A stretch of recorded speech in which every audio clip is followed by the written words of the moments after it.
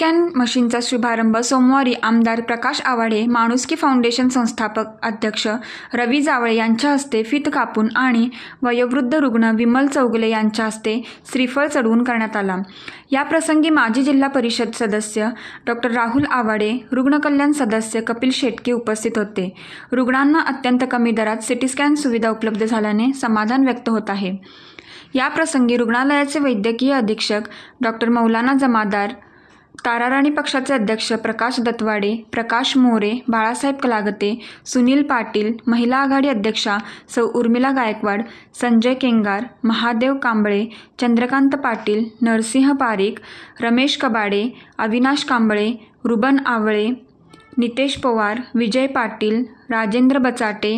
रमेश पाटील, नजमा शेख, मंगल सुर्वे, सपना भिसे, अंजुम मुल्ला, अलका शेलार, सीमा कमते,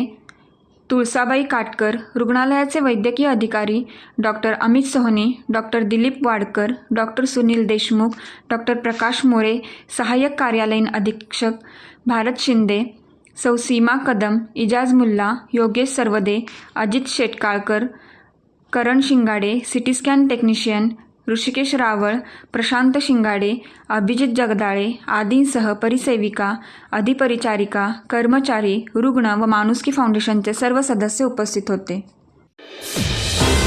रणनीती न्यूज चॅनलला आजच सबस्क्राइब करा आणि रहा अपडेट।